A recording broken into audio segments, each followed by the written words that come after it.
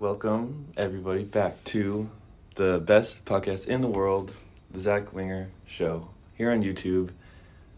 Today, this is a little bit of a different episode because I am visiting the University of Southern Indiana Arts Center, here with Professor Katie Watts. How are you? You know what? I'm really good. The Good. Weather's nice. It is a beautiful I'm sitting day. here with you. I'm good. Today's a good day. I think today's a good day to have a podcast. I think so too. I think so. I also think it's funny. I walked in here and it's like, not that it's bad, but it's like so bright and sunny outside, and then the building gets darker and darker and darker as I get in here. But this is a really nice environment for like a sit-down talk session. So Yeah. you created a nice little area in your office. Oh, my little nook. Yeah. My hole in the wall. Yeah. Yeah, it kind of does feel like you're going further into a cave. Yeah, that's funny. No windows, but I create my own ambiance, I think. Yeah, it's nice. The candy on my side, too. Yeah, why not? That's nice. Gotta keep you guys full. Yeah. So I wanted to ask you about, art in general, but do you have an overarching thing that connects all or most of your art together? Or is it kind of just like piece by piece, has a different meaning, if that makes sense? It does. No, that's a good question. I would say definitely there is something that connects it all. Me. I think that's a valid answer. The various stages of life and what it throws at you kind of adds new flair to every piece that you make. But I think my overarching intention is usually has some kind of like ecological, environmental undertone. I'm always trying to clean up. I like to work a lot with like riverbank, trash. I call them my treasures. Yeah. Yeah. Do a lot of documentation.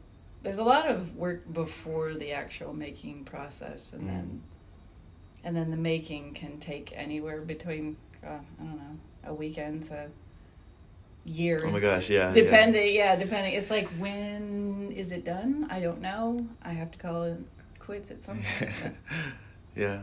I think that and just the stages of life will throw wrenches or they'll throw rainbows. Yeah. So. Why do you do?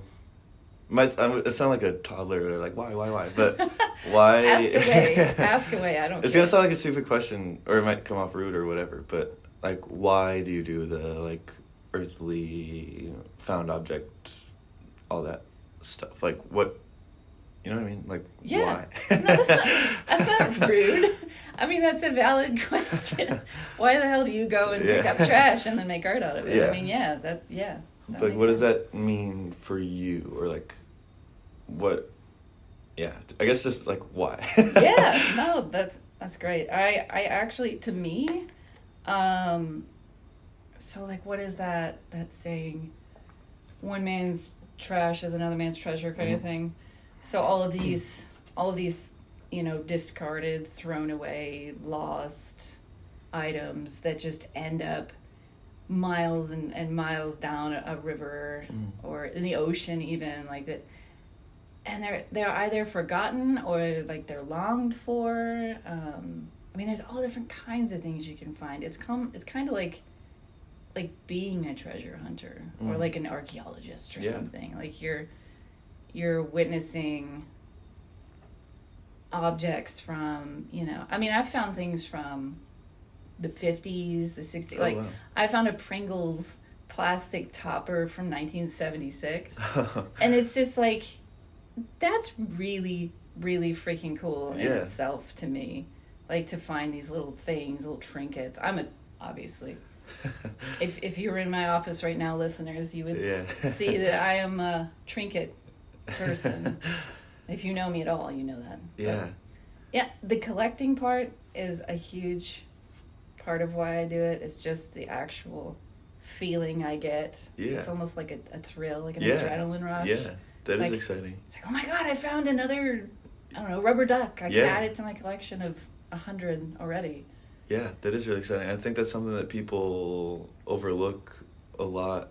Like, oh, I just found this, like, stupid old Pringle can. Yeah, But to you, right. it's like, this is awesome. Yeah, no, it's Yeah. like a huge find. And Yeah. I keep it on my windowsill at my art studio, you know? Like, Yeah, that's awesome. I think, I mean, I could go on and on. Like, this is an open can of worms. But, like, I think more people should be like that. And, like, that's, like, my whole thing for making art is appreciating, like, the small, little, maybe not, like, little, like, literal like little physically things. little. But little moments and just little activities and stuff like that. Oh, yeah. I think it's good that you make art with those things or even just about those things because, again, like, a lot of people don't even think about it. Like, people step on it, throw it away, whatever. But, Right, yeah, completely. Yeah, it's weird to think about.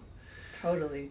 Do you think your reason for doing that stuff comes from anything? Like maybe how you were raised as a child, or like an experience you had in your life that you feel more connected to collecting little things? Oh yeah, definitely. No, I have a brother, but he's much older, like 8 years, and he moved out when I was, he was 17 or so. So I was like 9-ish. So from 9 on, I was technically like an only child in the house. And I was already kind of a little bit of a loner, like a nerd. Yeah. You know, hiding in the corner reading a book kind of thing. But I grew up on the Ohio River, way up high on the banks, but you can see it from our backyard. And if you go down a path, you know, down these cliffs and, I don't know, maybe a quarter mile, you can reach the riverbank. And I was never allowed to go alone, obviously. Yeah. But I was allowed to play in the woods right behind our garage, which was actually an old dump site. Oh. Like from the 50s on. How far from just like your house was this? Literally like right behind our house. Oh, nice. Yeah. So I think like a couple houses burned down or something, and they just bulldozed it over into the over the cliff, which was really awesome for me. Yeah, I was just about to say, that sounds awesome, but I was like, that's actually terrible. But yeah, it was terrible environmentally, but you know, I mean, after everything was settled, back in the day, it becomes awesome. Yeah. Nobody cared. A couple houses burned down. Yeah, just push them over a cliff, whatever. That's hilarious that was like the solution to their problem was just like just bury it. Yeah. Just shove it somewhere. Yeah, that's funny. But you found a lot of cool stuff there. Yeah. So, long story short, after school, I would go over the cliff and look for stuff, and there was old children's toys and cool. And like pots and pans with holes in them and old jars and such, and I would build forts and have, you know, imaginary friends. Yeah.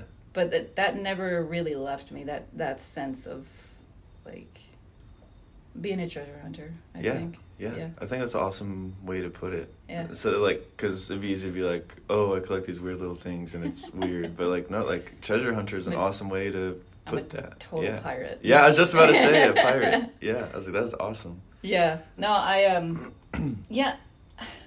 I mean, it started with that. Like, for instance, when I was, you know, getting my undergrad, it was much less refined, and as I've grown, it's changed, you know, like I said, different nuances will, I don't know, kind of inject themselves into the work. But that has never left, that initial finding and documenting process. It changes, but it never leaves. Yeah, I think it's good to have something that kind of like very, very loosely connects almost everything or everything. Yeah, it adds like a sense of cohesiveness. Yeah. Because like so then you can tell it's by the same artist or whatever, but. And of course, we all go through periods too. Yeah, you know? yeah. And I said sorry, I like start whenever I started like that, it's because I said this on last episode too. Whenever I started like that, it's because I'm thinking like 4 different things I want to say at the same time. Oh, So I got you. And then Artist instead of brain. saying just one, I just freeze. I do the same thing. It's okay. It's okay. Doesn't matter. I went through my like making art about my chemo experience period for like a couple years, and I think I have like, okay, I have another like 2 thoughts from what I just said. But Okay. Go for it. I want to be done with that, like art specifically about my experience with chemo. For now, I'm never gonna like fully close the door, but I just think I've made enough of it for now. And I want to move on to like stuff like my like relationship with my like birth father growing up, who's like not in my life anymore, because that's something that I thought didn't bother me but actually does. So I think that's something that people should know about, who might have had a similar experience or who never have. Whatever the situation might be, I just think that's something valuable. Like, I think I can turn something bad into something valuable. I love that. And then what else? And then even though I might be done making art about chemotherapy, my overarching connecting thing is that, I guess really the overarching thing is just me, but me after having gone through cancer and chemotherapy. Otherwise I wouldn't really care to make art about all this stuff. Yeah. And that's why I have this, like, Caleb and I mentioned this too, like, the way I make my art and, like, the boldness of it, it's because I am trying to get people to, like, feel something. Where Caleb's is more, like, laid back, and, like, you can enjoy it if you want to. Mine was, like, I want you to understand something good from this. And I think that's just the kind of person I am anyway, so then obviously my art is gonna reflect that, which I never really thought of until, like, you just said, like, the overarching connecting thing is you. I was like, I thought mine was like, oh, like, it's my experience with chemo, and that's why I have this drive to say all this stuff. But really, it's just me. It's you. Yeah, it's interesting to think about. Weird. Not weird. Yeah. Not weird at all. No. I mean, that's the whole art mimics life. Yeah. So, what you go through really, well, let me reword that. I mean, what you go through in life can have a massive effect on your art. Absolutely. And sometimes some people can't even tell. Yeah. You may be going through something. Yeah. Because what if I chose to make my message, like, just about, I don't know, say, like, something like Balloon. Like, nobody would ever know anything about, like, my chemo experience from that. And I don't think they have to. And again, that's kind of what I was like, okay, like, I think I can be done with the whole, like, chemo art stuff, because I don't know. I don't think I need to be like, I went through this, it was terrible. I don't know. I'd rather just focus on the positive stuff, I think. I get that. For now. I don't know. But again, this always changes, and I go back and forth, and... No, I get that. Yeah, wholeheartedly. No, I never actually had to go through chemo, but, you know, as most close friends and family know, I had cancer. You know, I am officially cancer-free. Oh, my God, awesome. Hell yeah. Yeah, I didn't know That's if you so knew awesome. that. But no, I did not know. Yeah, Since when? I would say, let's see, I heard from an oncologist in Louisville that I may be, you know, he was like very hesitant. He was like, well, you know, I don't want to word it this way, but, you know, because they never want to get your hopes up. Yeah. So it started to lean that way in maybe like December. Oh my God. Yeah. And then maybe last month Wow, awesome. Did you feel like... January. No, January. It's March now. Nice. Yeah. Awesome. Yeah. Did you feel like you got out of jail? That's how I felt. I was like, I'm free. I'm like... So, with my particular type, which is thyroid, it's also a specific type of thyroid. It's follicular thyroid, so it's like one of the lesser known ones. It's papillary is like the main one that everybody gets or whatever, but it's different. It's a different animal. You know, there's all different kinds of animals within. Oh yeah. Even one specific type of cancer, which you know, and it's like I got out of jail, but also I am so hesitant that I will go back. Oh my God, I know. Yeah. Isn't that scary? It is. It is a valid fear to be like, see, because I have to get blood tests, you know, like every, I don't know, 3-6 months or so for a while, just to check numbers and such. And I need to go to the doctor. I haven't gone in so long. You gotta go. I know. Man. You gotta get your blood drawn. I think I'm just scared. Cause like that makes total sense. Yeah, like absolutely. Part of it's just I haven't really like tried. I don't think about it too often because it's been a while longer since. But I think what really is holding me back is that I am scared that I'm gonna go and they're gonna be like, "Oh, your numbers are back up." Yep. I'm like, what the fuck? Yeah. I don't want to do that. Then what? I don't want to go through this again. Yeah. But also, I don't know. I think I'd rather do it again than pass away. Yeah, exactly. But there you go.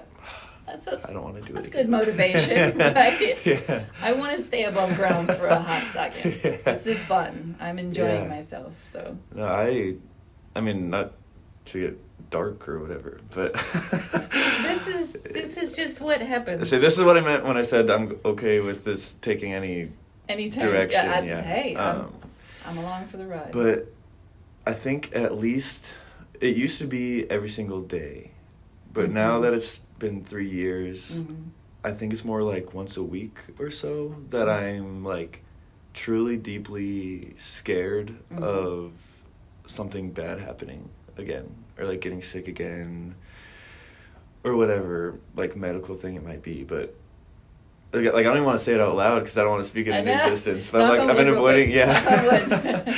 But yeah, like I'm super scared of having to do chemotherapy again. Like that is my number one biggest fear ever.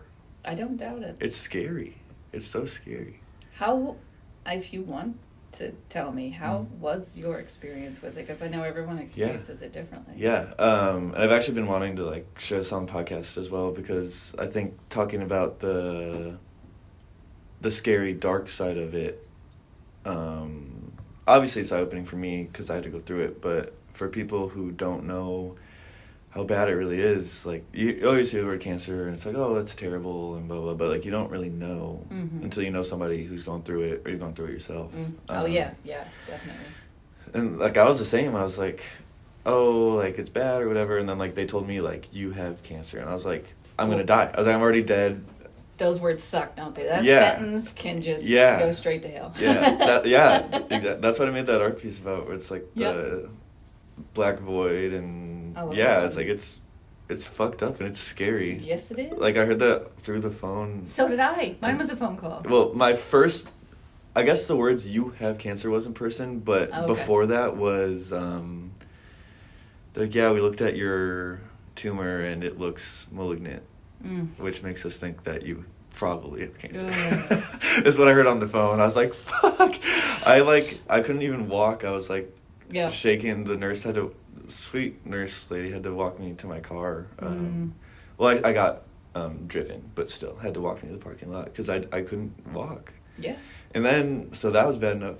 And then when I actually got told in person, yeah, we looked at all your tests, we compared everything, and like you do officially actually have cancer. And then without even like any hesitation, they're like, and you're gonna start chemo, like you gotta start chemo, you gotta do this is what this means, blah blah blah blah blah. Like they just load you with info. It's just like, you have cancer, here's the next steps, blah blah blah blah blah blah blah.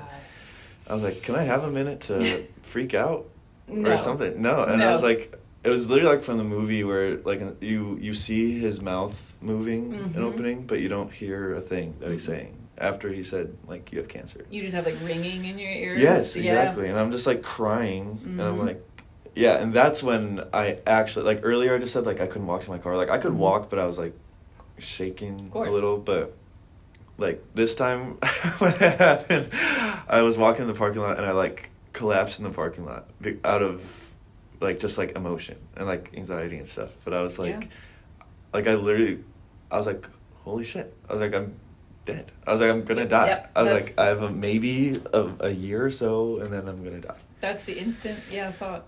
Yeah, for sure. Which is like fucked up. Especially for you so young. I know. I mean, at all ages, cancer is fucking awful. But especially... So when you'd rather be like 60 or 70, I don't know. I don't know. Like when you get, older, you kind of have not really expect it, but it'd be less of a shock. Yeah. Whereas you were what? How old? I was 19. 19 years old? I mean, hell, at least I was 39, Still, it's like, God, it's terrible. I have a friend back home who's going through, like, I finished mine, was cancer-free for about, like, a year and a half, maybe 2 years, and then maybe, more like 2.5 years, but, excuse me, I have, like, a burp coming up. I'm trying to, like, fight through it. Don't fight it. Let it out. Better out than in. But... Don't fight it, Zach. He got, like, back home in, like, where I'm from, like, the Chicago suburbs, there's, like, 13 of us that are, like, very, very close. Like, we'll, like, all try and do everything. Yeah, very lucky to have a big friend group. That's awesome. But he got diagnosed with cancer, and I was like, oh, my God. I was like, there's another person close to me. And but he told me, this was really powerful to me, he said he was never scared that he was going to pass away. Wow. I was like, whoa. Lucky. I was like, how? Yeah. I was like, I don't know how the hell that happened, because my first and only thought for a long time was that I'm going to die. Yeah. And then after I started chemo, I was like, okay, you know what, maybe I'll, like, fight through this, but... Yeah. But anyway, I was 19 years old. My girlfriend at the time, like, that didn't last very long.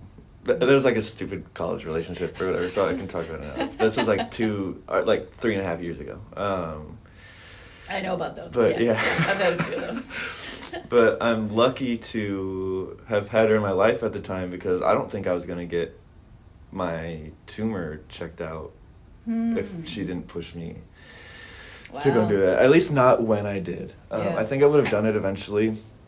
But, yeah, so I had testicular cancer. I had a tumor on my testicle, and it was like, I think the first time they looked at it through an ultrasound, they said it was like 2.5 centimeters in like diameter or whatever, which is huge. I don't mean to interrupt you. Yeah. So was mine. Oh Only God. not on my on your it was in my neck, on my thyroid. Yeah. The exact same size. Wow. Weird. We're twins. Yeah. I was Twinning. Yeah. Sorry, like, what a dark way to... I'm sorry. I did not mean to interrupt. No. That just struck me as one of my friends told me on the last episode, because I was like, I need feedback and whatnot. He was like, you interrupt a lot. And I was like, do I really? But I was like, yeah, I probably do. I just think that's the way I talk. Go for it. Please continue. That's funny. You're all good. Yeah, 2.5 centimeters, which this is weird to say or whatever, but I don't care. But it's fine. On a testicle, that's kind of huge. Okay. Like, I wouldn't. Yeah, but yeah. Sorry. We gotta laugh, man. Yeah. That's the only way we can It's get funny there. now. There you go. If this was like happening this second, I would not. Yeah. Sorry. Okay. Again. Didn't mean so then that was the first time they measured it, but then by the time I got it removed, I'm pretty sure it was like 3 centimeters. So I'm glad we got it removed. Fast girl. But yeah, she was like, you really got to go checked out. And I was like, fuck. I was like, fuck. I was like, fine, I guess I will. And I went to the campus doctor. I was dorming here at the time at USI. So I went to the campus doctor. And Dr. Ward Harbin, like, he started everything for me. He was a great doctor. He is an angel. He's a great person. He is a literal angel in disguise. Yeah, like, yeah. He's one of the coolest human beings I've ever met. He kept up with me after I went back home to do chemo. You're kidding me, right? Are we living the same life? We are living the same life. He was the one that helped me. Really? Yeah. Like, he was the one that got this whole journey started. That's crazy. Oh my God. we are so alike. Okay. That's so weird. Okay, now I'm starting to get a little weirded out. Okay. All right. I think it's going to start to go on a different path in a little bit. Yeah. Because but that's then I did my surgery here in Evansville. I guess this part could be still similar in the Newburgh Hospital. What's the name of it? Gateway? Like the Deaconess Gateway. Yep. And the Deaconess Hospital or like medical system has been nothing but great to me. Good. I hope that most or some people can share the same experience, but I have nothing but good things to say about the Deaconess health system. I'm so glad. Did you deal with Deaconess for everything? No. Yeah. Well, no, not everything. Deaconess was a lot of it. Ascension was a little bit, only because I worked through Evansville Surgical Associates. So the particular surgeon I went through, he practiced at both places. Okay. Gotcha. So I had to have 2 surgeries, and one was at Ascension and one was at Midway or Midtown. Yeah. But I had a pretty good experience overall. Good. So I got my surgery in Newburgh, and then I went back home for chemotherapy. So the Chicago suburbs. Luckily, my family was like, they're all back home, and they were like, "You're gonna do your surgery alone?" And I was like, "I'll have a friend to bring me there." I had a small support system down here, which again I'm forever thankful for. If it was just me down here, and I didn't have if I didn't have the social skills that I have to find a group of friends that really truly care about me enough to take me to and from my surgery. Right. I'm so lucky That's to have friends. that. Yeah. So absolutely. Yeah, and they walked me up the stairs after. I was super good, and they took care of me. Yeah, but that's wonderful. So and they know who they are. So if they're listening, thank you, seriously. Thank you, whoever you are. Yeah. You're good people. Yeah, seriously. For I owe them everything. Mm-hmm. But then I go back home for. Sorry if I just did what I'm about to apologize for, but for I'm trying to tell this story, but it's I keep interrupting myself with all these side thoughts because I try to create the most what's the word? You're creating a vivid picture. Yeah, I'm trying to get the most detail as possible. I'm imagining it. Yep. Cool. So I have friends. You're doing okay. I have friends. I started in Evansville, had friends down here, did chemotherapy back home, and then luckily my grandparents, on my mom's side, they live very, very close to the hospital that I did chemo at, 5 minutes. And you didn't do chemo, so you might not know, but riding in a car when you're sick from chemo is awful. So the less of a drive there was, the better. Okay. And that wasn't why, it was just nice to be closer in general. Yeah. But as I learned, it was terrible to be in the car. I didn't know that. So, and again, luckily, I'm the most unlucky person in the world because I had the friend group, I had a great supportive family. My stepdad's sisters, so my aunts, are both nurses at the hospital I was going at. So they were able to quickly get me set up with chemotherapy. That's amazing. Because a lot of people have to wait. Oh, yeah. Which is fucked up and terrible.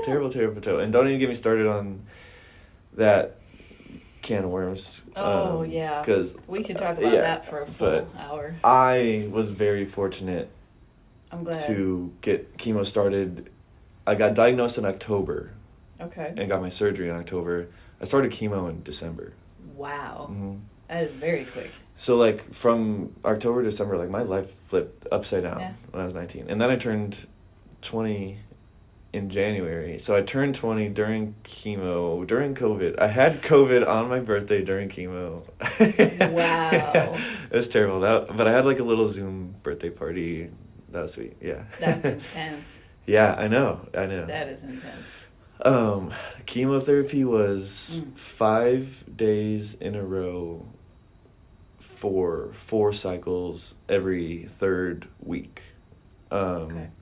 So it was literally like, not like a 9 to 5, but like more like a 8 to 4, doing chemo. And then, so they would, on the first day of the week, so Monday, they would give me a shot in my stomach that was like an anti-nausea thing. Mm-hmm. They would give me a shot in my arm that was like a steroid.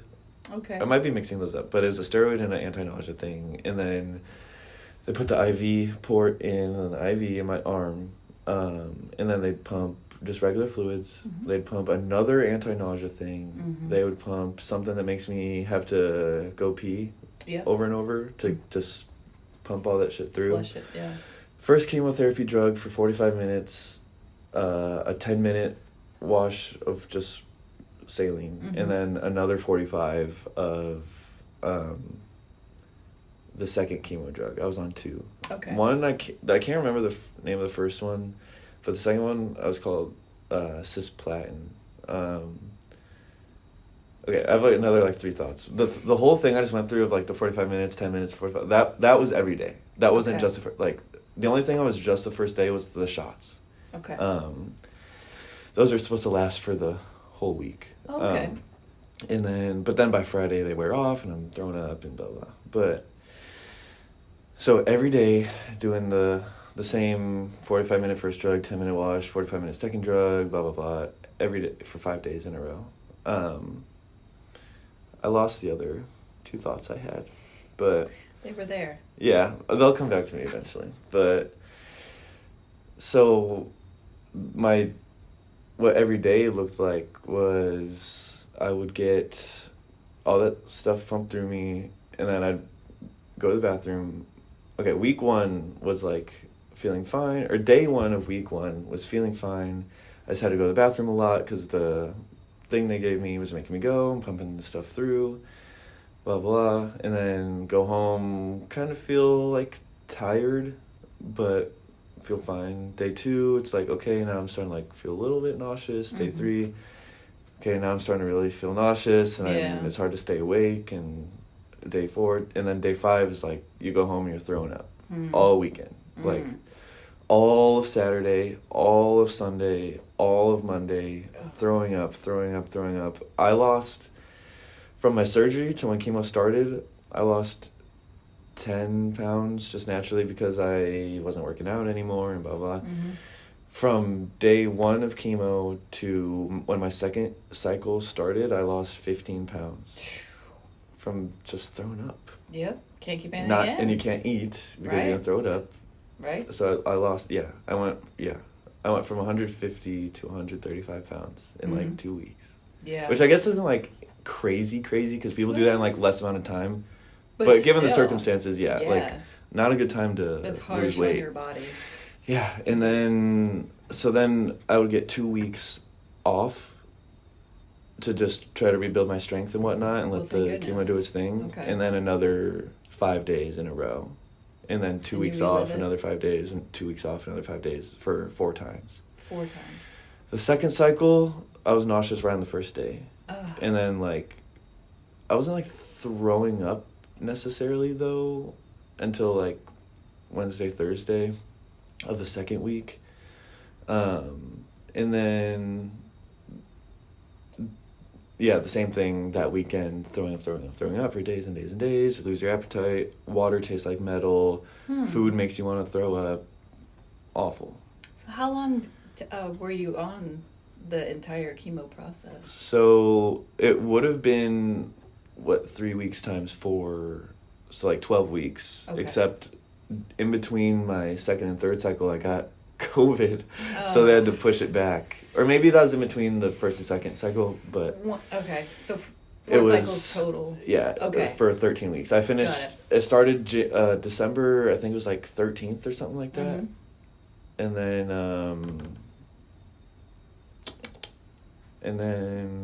I finished March 4th. Okay.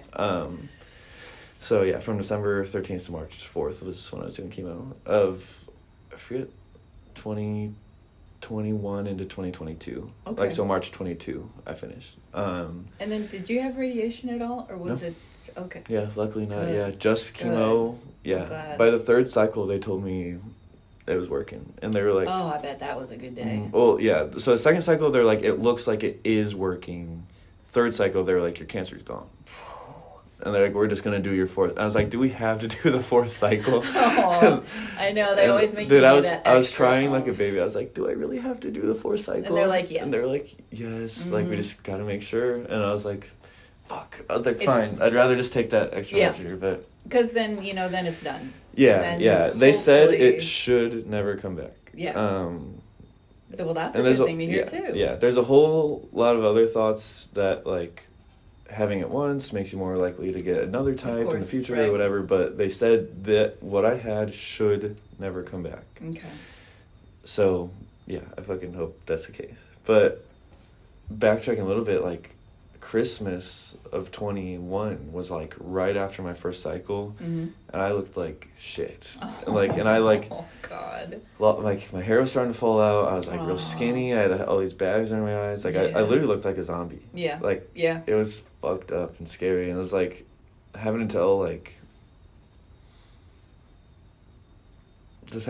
my little siblings about like why do I look Yeah. the way I look. And like Yeah. it's like, oh, like he's sick. Mm-hmm. But you're like, oh, like they're probably just like, oh, he has like a cold or like Yeah. the flu or something. But it's hard to explain to little kids like that you might not make it. But obviously that was never the case, because here I am 3 years later. Thank yeah. goodness. Yeah. The world needs you. Yeah. Obviously. So. Whew. No, Sorry. it's no. Let it out. It is Yeah. hard. It's hard to tell Yeah. people you love. Yeah, especially like kids, like, because they don't know. Like, No, they they have no have no fucking idea. clue. Yeah. So then I think when they're starting to get like a little older now, but like they'll realize like, holy shit, like this is not like, he was fucked up. Like he was skinny and like just looked terrible and terrible. Like, so then they'll realize like, okay, this was bad, and Yeah. we're lucky to have him. So Yeah, they'll look back and be like, man, yeah. what a strong guy. Yeah, You I know? hope so. They will. And Not then, that you chose it. Not that you wanted to be strong, Yeah. but At the end of the day, I'm glad it was me versus anybody else. I would not wish that on anybody. It's terrible. I agree. Yeah. So anything bad that happens to me, like my first reaction is like, fuck, like why me? But well, then yeah, you then go through the stage of why me. Absolutely. But What then, did I do wrong? Yeah, but then my next Yeah. reaction is like, well, I'd rather be the person to have to deal with this than like somebody who's not as like well suited for it.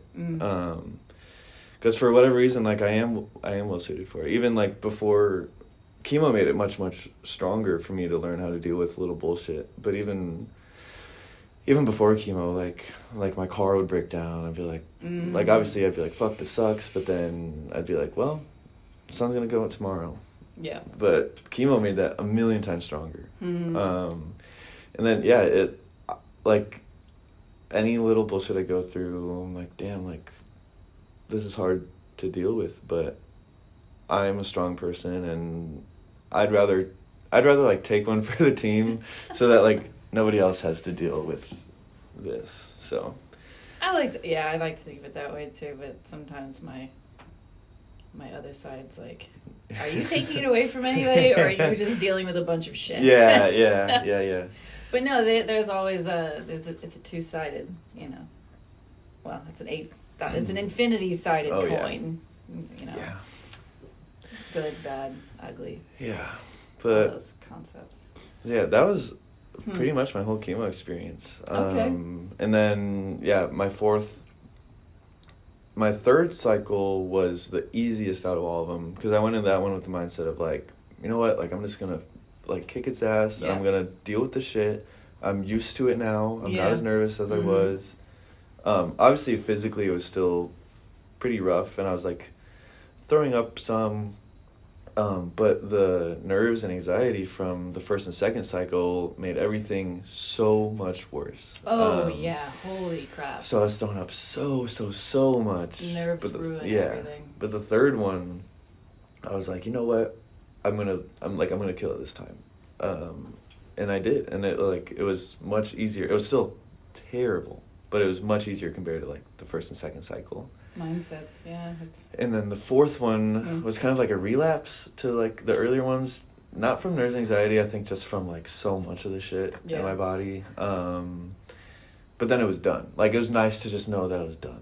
So then, like the Friday, Saturday, Sunday, Monday after the fourth and final cycle, like, sure, I was throwing up, but I was like, oh my God, like, this is my last time having to do this. Like, it was such a relief. And then, so I knew the cancer was gone. Excuse me. Don't fight it.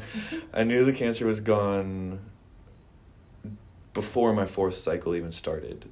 And then maybe a couple weeks or so after my final cycle ended, I had, like, a scan, and I went back to the office of where I was doing the chemo at to talk to, like, the main doctor. Mm-hmm. And he's like, you're officially in remission. He's like, you got to do blood work every 2 months and a scan every 6 months for 2 years. And then after that, blood work every 6 and a scan once a year for the rest of your life. Yep. I was like, fuck. But at least, okay. But, like, he said that, and I just broke down the same way I did when I got told I had cancer, but the complete opposite reason. Like, it was the same amount of emotion, but it was, like, all positive this time. I was like, I did it. Like, I really did it. And I don't know how threatening it was in the first place compared to, like, other cancers or whatever, but it was not easy. Oh, yeah, no. So that's one thing I've learned throughout it all is you don't compare. Mm-hmm. Yeah, it was terrible. There's no good cancers. There's no easy cancers. Yeah, exactly. It's fucking cancer. Yeah. And that is it. Like, to put it very bluntly, pardon my French. No, yeah, go so you want. But I did it. Like, yeah, you did. I did it. So and that feels good, doesn't it? Yeah. And I was always kind of like, I was, like, starting to get more confident, like, in myself before that whole thing happened, but, like, after that I was like, I'm unstoppable. It was like maybe it got me, like, a big head a little bit, and I'm self-aware at least, but you are allowed, and you've worked hard, and you deserve that big head, you know? I mean, I think so too. Absolutely. That's my excuse for it, is like I don't know, I feel like I deserve it. I don't know. And it helps you know what you want. And I know what I deserve, and I know what I've gone through to get where I am, and I mean, there's many different outcomes for many different people, but I think we're a similar breed. But I'm doing the exact same thing. And I feel you deserve it. I feel strong. You're a monster. Exactly. It's awesome in a good way. I'm a monster. A good monster. Yeah. Oh yeah. Monsters are good. I don't think it's really. Yeah. Seriously, it's incredible. Yeah. Not everybody is as lucky as we are.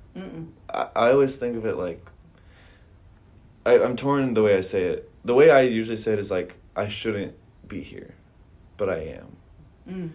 But really, like, I should be here because I was strong enough to fight through it, blah, blah, but the odds were stacked against me, and I'm still here. Yeah. So, I don't know, I'm gonna be bold, and I'm gonna make art that shares what I believe in, and I'm gonna be pretty much do whatever I want. You. Yeah, exactly. Unapologetically you. Exactly. So. And you have the guts to do that now. Yeah. I always wanted to be that person. Same. But I couldn't until that, for some reason. So it's a life-altering, life-changing experience. As terrible as it was, I would not go back and change a thing. I think it made me such a better person, and, like, changed my life for the better forever. So I seriously would not. I would not go back and not have to do that. I would. That's a bold statement. Wow. Yeah, I'm serious. Like, if I had to go back and re-experience all that, like, for the first time again, but they told me, like, if you go through this, then you're going to become, like, this person. I say, like, I guess I got to do what I got to do. Mm-hmm. But, I mean, it's easy for me to say that now, like, Right. having gone through it already. But, I don't know. yeah. I don't know if it's easy to say, but nothing's really easy. Yeah. But, Dealing with all this. yeah. What was your cancer experience? I feel like it was a roller coaster from what I heard from the outside. Yeah, it was and it's always a roller coaster. it's always going to be really a little like one. Not quite as dramatic. Yeah, it was. Yeah, if you want to talk about it. I'm sure. Why not? Yeah, you shared yours. I'll bear all. No, it's it was an interesting one. Yeah, December 1st. What was it? 20. My God, what is it? 25 now. Mm-hmm. Was it 23? 2023. Yeah. I got that phone call. Hey, we need to see you in the office. How did the phone call get set up? So Did you notice something weird? I had a tumor in my neck, same size. Yeah. Yep. How could I forget? Yeah, and I had an ultrasound back in August. Oh wow. Yeah, and Ward Harbin, who is an angel, sent me to go get that ultrasound because he was like, "Hey, that doesn't look normal." Same. And I was like, "All right, let's go." Yeah. And I had been experiencing weird symptoms like weight gain, weight loss, like all kinds of like dry skin and like just weird, random shit that you never would think. Since the tumor started? Yeah. Hmm. Yeah. Did you connect that? Sorry, oh, no. I'm interrupting No, again, you're but... good. No, I didn't connect anything. Yeah. It was all why would you? random events. I was like, oh, I have dry skin, whatever. Yeah. Yeah, and then it took from August 1st to December 1st to actually get diagnosed. So it's a long process just because, again, the type. Yeah. So they do what's called an FNA, which essentially is like a needle aspiration. It's like friggin' foot long, and you stick it in your tumor and suck out cells and put it on slides, and you're awake the whole time. Yeah. And gross. I was like, I started writing like an actual kind of like story about it. I'm trying to honestly, I really wanted to write a book. Yes, you should. I have so much information that I want to share. Yes. With people. Absolutely. Once the book comes out, we'll come back on podcast and you can promote the book because I want you to be able to do that. Done. Yeah, it's a date. That'd be awesome. All right, it may be a couple years, but it'll happen. I can't wait. You'll be famous by then. Yeah. On your podcast, so. Exactly. It'll be mutually beneficial for everybody. So. Works for me. Excited. Nice. I think that's a great thing to want to do. Absolutely. But yeah, so they took. So it's like, is it a biopsy? Is that what they call it? Essentially, or something like that. It kind of, but they couldn't go like in. They just kind of sucked it out. From, and that came back essentially inconclusive because of the type. You said inconclusive? Yeah. Oh. Yeah, they didn't know still. Oh my gosh. They were like, I don't know. Oh, that's the worst. Yeah, because my type actually only accounts for maybe 5% of all thyroid cancers. Oh my gosh. So it's a particular cell structure that they look like regular cells until you, and it's funny, until you cut it open usually and take it out. But yeah, it's, there was so many scans and tests and pokes and prods, and I can't even honestly remember them. Don't you just feel like a lab rat? Oh yeah. Or like an experiment 100%. or something? It's fucked up. 1,000%. I'm thankful that it exists because it works. But my God. God, it's fucked up. Yeah. It is so invasive and just so tiresome. And you're working full time at the same time. And oh my God. And you have a home and a partner, and like you're trying to keep that in line. Yeah. It's intense. So, December 1st, the same day my car broke down. Oh my God. And it's been dead ever since. Yeah, so it's still sitting in the driveway. We are really living a similar situation because my car broke down right before chemo, or right before my surgery. Yeah. Yeah. Same day I got the phone call. Jesus. And my car broke down on the way home. I was like, God. Oh, I was like, my God. car broke down. Shit. And then I get that phone call and I'm like, wait, what? And then you don't give a fuck about the car. Pretty much. Mm-hmm. Yeah. That's I was exactly like, what I'll I walk. mean. Mm-hmm. Your perspective completely changes Mm-hmm. in a matter of seconds. Because I'm sure it was like, oh my God, my car broke down. This is terrible. What am I gonna going to do? Yes. And then it's like, hey, by the way, you're like really, really sick. And you're like, oh my God. Oh. Like, okay. what am I going to do? I'll borrow now a you car. can ask, what am I going to do? Yeah, then, you'll walk or bike or what am I whatever, actually going to do? Yeah. So. Yeah. So, yeah, the initial, for this particular type is just cut it out. Just cut it out. Just remove it. Yep, surgery. And I was like, okay, well, let me find a good surgeon, Mm. which took time. Oh my gosh. But then it was growing at an exponential rate. God. So they were like, we need to get you in like now. Mm-hmm. So December 1st, I got the call, and then I believe was it the 16th? I can't even remember now. That's so messed up. I think it's a before- good thing you don't remember, I in my think opinion. my mind makes myself forget the gory details. I think it's a good thing. Me too. Otherwise, you just think about it all the time. I'm glad that it's fuzzy. So Yeah. I just discovered that the other day. I was like, because I didn't know, like, March 4th was my 3 years since my last day of chemo, and I was like, I didn't know until like the night of, because someone told me, and I was like, oh shit. Yeah. I was like, I guess it's kind of a good thing I forgot. Yeah. Because I just be thinking about it all the time. But Yeah, see, I'm totally telling the story wrong. Okay, here it goes. August was when I found the tumor, but then November is Was when the we phone- took it out. Okay. And then December is when they called me. They had to send it Oh, to Mayo I see. Clinic Yeah. because they couldn't figure it out at Deaconess. Jesus. And then Mayo was like, oh, yeah, hey, yeah, you do have it, actually. Oh my gosh. So then it was per my request to leave, you have 2 lobes of thyroid, to leave the left side, which did not have a tumor, right? Mm-hmm. So they took the right side out, and in the middle of the surgery, the surgeon comes out and talks to my family and is like, hey, we can't tell if it's cancer or not. In the left one? In the one right that they side, just, yeah. uh-huh. And they were like, okay. Yeah. And he's like, so would you like me to take out everything? Mm.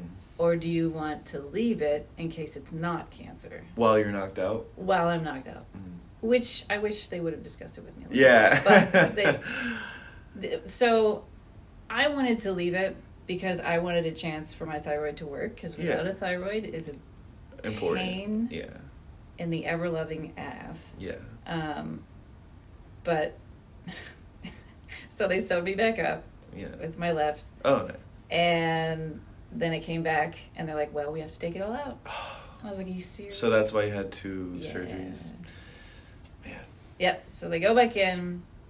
They take the left one. They take what's called the isthmus, which is the connecting tissue in between. And mine was really like inflamed, so they had to like scrape it off. And I don't know. I'm not gonna get super gory detail for all of you out there that can't handle gore, but it was intense. Took some lymph nodes, stuff like that to test those. And honestly, I think the worst part, even more than the cancer, was waking up from that and having a paralyzed vocal fold. Like you have your 2 vocal folds, right? And one was paralyzed. I couldn't like breathe. I couldn't eat. God. I couldn't talk. I couldn't sing. Oh my God. That was more devastating to me than the actual phone call. Yeah. That's fucked up. Which is nuts. Yeah. Yeah. I mean, your profession relies on you I know. speaking. Lecturing. Yeah. Right? Like, I'm a singer. Like, that's my whole, that's like my whole personality, you know? That's who I am. God. And it was all stripped away within a couple hours. Isn't that fucking crazy how fast that stuff can happen? And Yeah. that is my whole reason for making all the art that I make, is like you do not know when shit could go wrong. No. So you got to appreciate it while you can. You are not guaranteed tomorrow. Mm-mm, That not at is all. an absolute fact. God. So did you have a like a breathing tube or something, like something that helped you, or did you just kind of have to it hurt to breathe for a while, or? So the chances of it coming back were very low, like insanely low. Like I'm talking like 10% that it would ever come back to where I'm talking right now. Oh wow. Yeah. So and they said about 12 months, wherever you are, 12 months after this is where you're going to be forever. Jeez. And it took about 9 months or so of like ENT scopes down my nose, like specialists, speech therapy, like oxygen tanks, like wow. It was I lost a bunch of weight then too. Yeah. But like I would aspirate, like when I would eat, it would go into my lungs and then I would like choke, and it was, oh my gosh, it was hell on earth. Yeah. That's terrible. I couldn't walk to the bathroom without getting out of breath. Oh my god. Yeah. So yeah, I had a similar experience, but you did? From the chemo. Yeah. I had to scoot on my butt down the stairs to take a shower. That's and I had to sit in the shower. Mine was for a different reason, but I had to sit. Thing, I couldn't take a bath. It's fucked up. Yeah. It's so fucked up. And then like you take being able to walk for granted, or being able to speak for granted. It's like being able to eat solid food. Oh my god. Okay, so now I may start crying now, but like whenever I could sing again for the first time, I bawled my eyes out. Oh my god, yeah, I would too. I was at home and I hit a note that I hadn't hit in like 9 months. Yeah. And I was just sitting there like, oh my god. Yeah. Oh my god, everybody shut up. I just did it, yeah. Everybody stop. You're like, listen. Listen to me right now. Yeah. And of course it lasted for like 2 seconds, but yeah. From then till now, I can sing a whole song at full volume. Oh my god. And I have all the inflection back. Yes. And that is awesome. Oh man. Yeah, that is awesome. Yeah. That's so just because. And I'm in remission. So I mean, it's like you're winning. I am winning. I was so unlucky. And then again unlucky, and then another unlucky. Yeah. But now you're the luckiest person in the world. That's what I feel like. You really I are. really do. It's incredible. I don't feel invincible. I don't want to say invincible, but I want to say you're a superhero. I feel like it. I feel like To me, that's what it is. Because not everybody can handle it. No. I think you're a superhero because of how you are now. Because you could have gone through that and become a miserable, shitty person. Truly. And it crossed my mind. Yeah, I thought about it. Yeah, right. You could have let that ruin the rest of your life forever. Oh, but truly. I think what makes you a superhero is that you are turning it into something good. And you appreciate what you went through. Well, you appreciate what came out of it, yeah. And what I went through, yeah, just like you. It's incredible. You should be proud of yourself. I'm sure you already are, but... As should you. Thank you, though. Yeah, thank you. We're flexing for the listeners. Yeah. Full-on muscle flexing right now. Yeah, it's incredible. By the way, I wanted to say, I am like one of the newest ambassadors for Cancer Pathways Midwest. Oh. And I don't know if you know about that. No. It's a nonprofit, beautiful organization that has all kinds of resources. I'm totally plugging them right now. Yeah, no, go do it. They are phenomenal people. Like if you have cancer, if you've gone through it, even if you're like a previvor, like if you think you might, like if you got genetic testing and your predisposition, caregivers, friends and family, like they have all kinds of resources. They have therapy programs. They have like plant to plate, like teaching how to cook for certain like ailments. Yeah.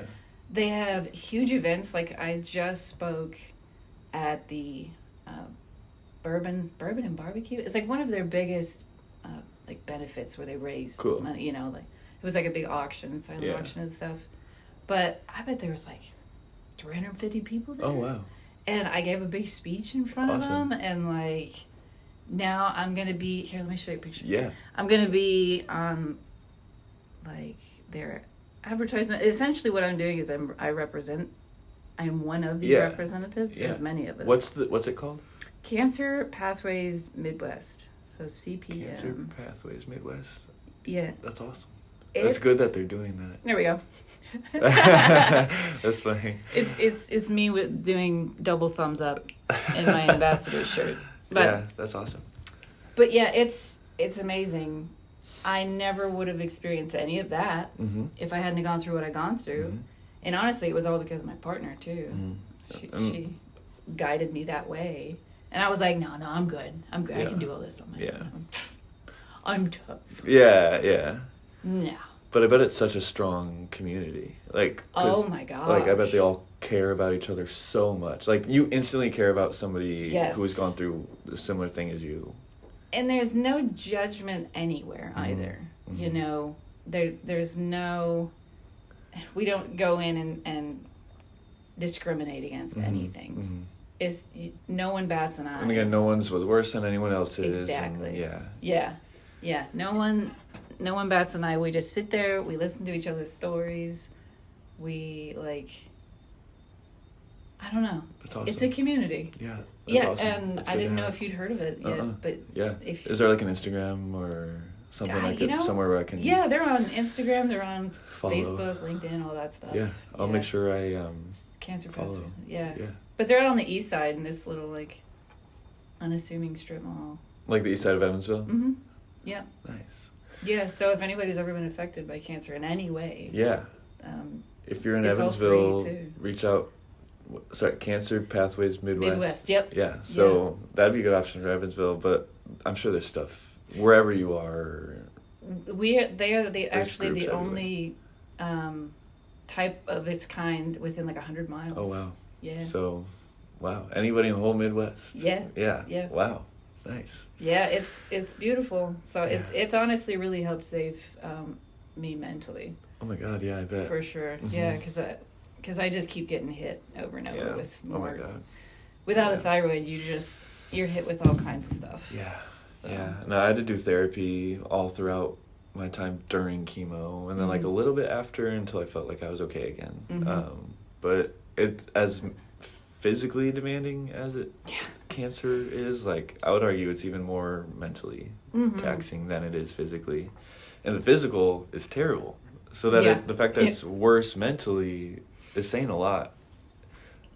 I agree with that wholeheartedly, because there is a cancer community, but there's not many who talk about it, and usually it's a very small percentage is younger people, and you can't find them, so there's no way to talk to about it.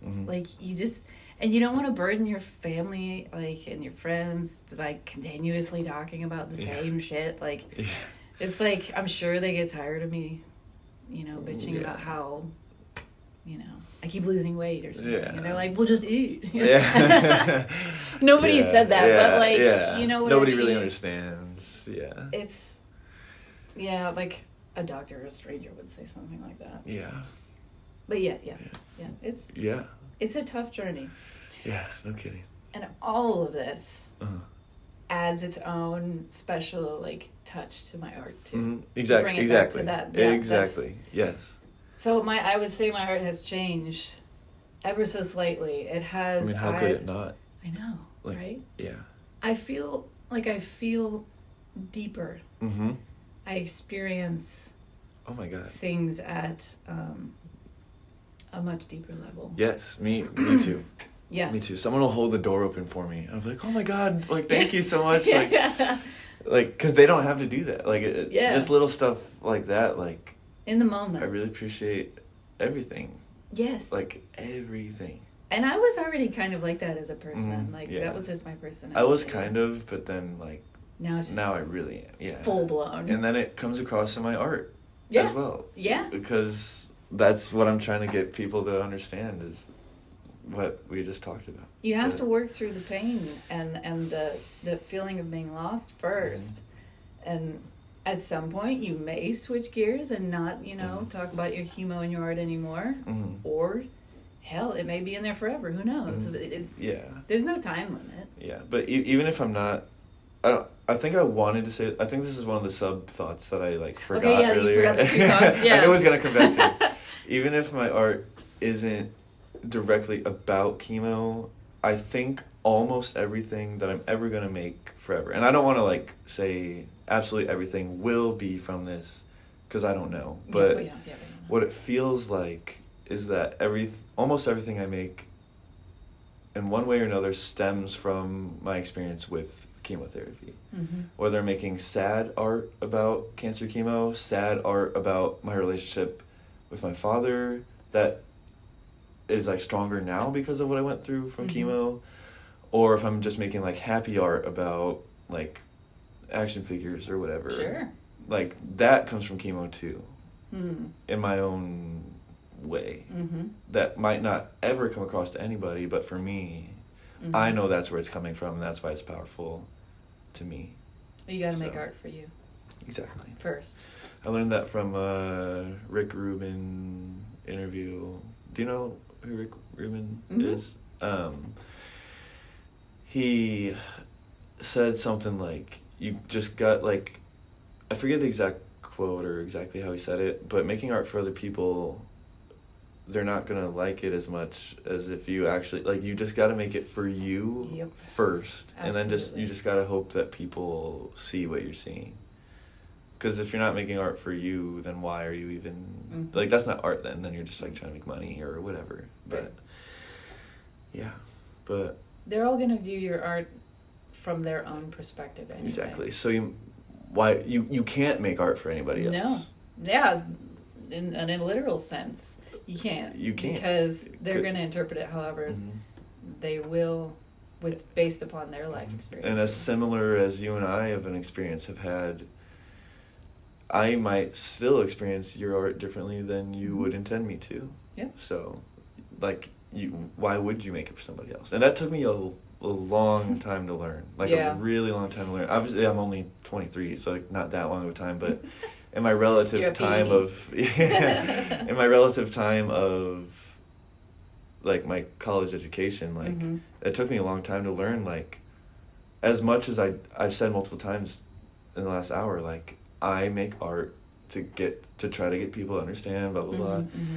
But reality, this might sound contradicting, but it is for me. Like, I'm making it for me because I enjoy it. And I just have to hope that my message comes across and that people get the reaction that I like want them to have. So it is for me. It's like, it is like for other people, but I don't know. It's kind of contradicting. I hope it kind of makes sense. Art is the way you said it, but well, I think that's huge, especially at your age. But you have been through quite a bit, to be able to realize that, you're not a typical 23-year-old, pseudo egotistical, everything is about you kind of thing. Yeah. It's, you've experienced something in your life that makes you realize that, it's a lot bigger than you, and we're all connected. And I try and tell my students all the time to make art for yourself first and foremost, because if you don't, it's going to turn out like shit. Yeah. And it's going to, no offense. It is. But I'm going to call you out because I will know whether you made this for yourself or whether you made it. Other people to like it. Exactly. Yeah. Because no matter how hard you try, 100% of people are not going to like it. No, ever. Never. Ever. Yeah, that took me a long time to learn too. Yeah, that's a hard lesson to learn. It took me longer than you to realize that. And I still deal with shit like that where I'm like, this isn't getting as much attention as I would have hoped, or like, I think it's really good, but nobody else really does. But I kind of got to a point where, like, yes, I'm willing to take criticism, and yes, like, everything could always be better, technically. But sometimes stuff that I make that I think is like really, really good and like just kind of like misses the mark to the general public, like fuck you guys. Like, I made it, I like it, and I think it's good sometimes. Like, sometimes I do have to kind of be like, okay, this did miss the mark. I should make a better thing or whatever. Or try again or whatever. But Right. sometimes it really is like, you know what, like, this does get the point across Yeah. for me. So, And of course, there's always like technique and color Yeah, theory yeah. And the things that make things, you know, appeasing or appealing. Yeah. You know, that it does kind of bump up the level of Yeah, their work. absolutely. But you know, once you get all that down, then it's like, pow. yeah. Yeah. Yeah, exactly. It's gonna take off. Yeah, exactly. So, man, I want to end on a positive note, like how we have been. But if you could turn pretty much everything we just talked about into like advice for somebody who might be listening, what would it be? So that's great. I'll speak just from experience, but from my journey thus far, I have a saying that I tell myself all the time, and it's you know, Katie, you have two choices. One is you give up, or two, you don't. And I've never given up on anything, so you just keep going. Mm-hmm. Just keep swimming. Yeah. Yeah, and literally. until you find that voice, Mm-hmm. until you find that little confidence that lives within everybody, you've just got to find it. You've got to harness it, and you've got to own it. You know. Yeah, that's beautiful. That's good for people to hear. Yeah, no matter what you're going through, you know, that applies to any kind of hardship, or just don't give up. Yeah. It's not not worth it. easy. Yeah. It's not easy to not give up, but man, Yeah. Mm-hmm. don't do it. Yeah. Yeah. There's more. I couldn't agree more. I'm hearing weird noises outside. That's funny. But That's all right. I think mine would be kind of like we mentioned earlier, you never know when something could go wrong, and it's really, really easy to take your little everyday things for granted, Mm-hmm. like being able to drive a car or speak or walk or whatever it might be. So I'm not going to ask anybody to like change their lifestyle choices, but maybe take a moment later today and sit back and think and slow down and just realize how lucky you are to be able to do all of those little things, and how lucky you are to even be here at all. Truth. Because not everybody's so lucky. Mm. And even people who are lucky enough to be here, we might not be lucky enough to be able to speak or walk or whatever it might be. So just, I guess like a funny way to say it's like count your blessings, but Yeah. but seriously, That's like it, though. just slow down and think about everything you have, because not everybody has what you have. Even if things could be much, much better, they could always be much, much worse. Boy, that's the truth. So, cool. Thanks for joining me on my podcast. Heck yeah. Thanks for having me. This won't be the last time you're on. That's So, right. When I cool. finish that book. Yeah. now it's in stone. Cool. Now I'm dedicated. Cool. I can't give up now. Awesome. All right. Well, thanks, everybody. Bye-bye. Bye-bye.